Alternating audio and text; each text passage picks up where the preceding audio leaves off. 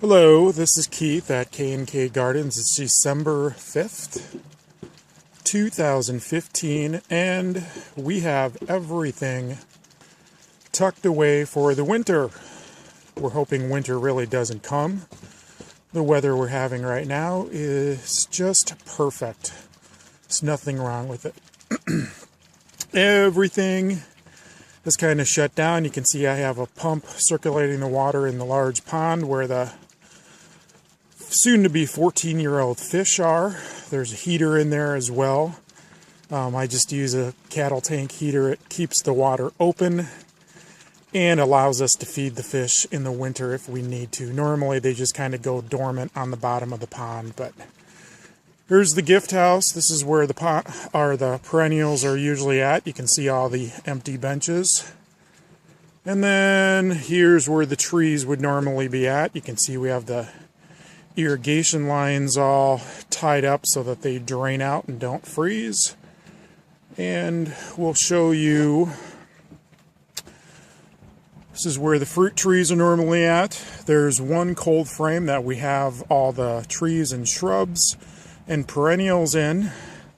And then behind the gardens is another hoop house that we have all the hosta in, and I'll show those to you. But here's our gardens. I leave the ornamental grasses up all winter long. That way, you know, there's at least something in the garden.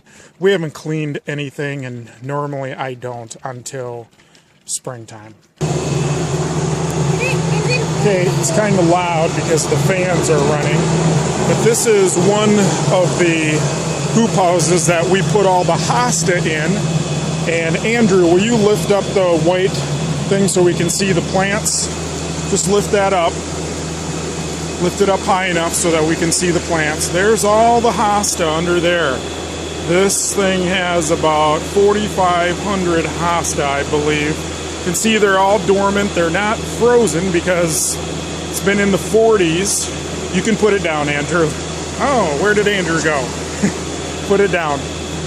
But we have them all lined up in here in alphabetical order, and then we put this blanket on top. It's called a frost blanket. Basically, it's meant to keep the hosta frozen once they're frozen, and then to keep them from fluctuating in temperature. We do try to keep this at 28 degrees all winter long. We have a heater that keeps it right around 28, and then there's the exhaust fan that pulls cold air through when it gets too warm.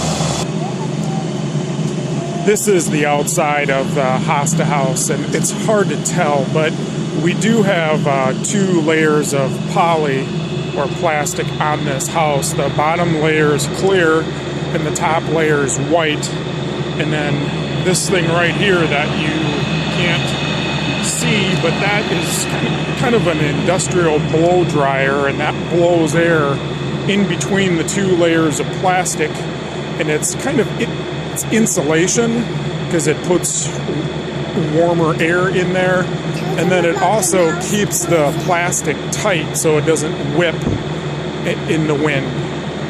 Then in the spring we'll take the white plastic off and just leave the clear on, and maybe put a shade screen on there for the hosta. Now these are all the perennials in pots, and these are actually layered. We have a frost blanket here too. This we just have a small inlet and fan for pulling out the warmer air. There's a view of it. I'll peek underneath the blanket here. These are all perennials, and you can see we have layers of perennials. So we have them on the bottom all the way to the back. We have a second and then a third tier, and then these actually aren't totally dormant yet. Some of them are still alive, mainly because it hasn't been that cold. But here are even some Helleborus and some phlox that are still kind of waiting to go dormant yet. Okay, put it down. So the yellowish shrub here, that's fine line buckthorns. On the this plant right here. That's a hydrangea tree that we've cut back. There's a crab tree there. There's dogwoods. Really all we have to do is make sure these plants don't get too warm.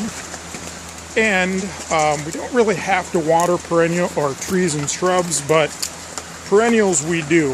I'll have to water them a couple times through this winter. And then come spring, we'll take everything out of here. The main thing we have to do is get put mouse poison in. Apparently, Andrew wants you to see that he's hiding in between the wagons.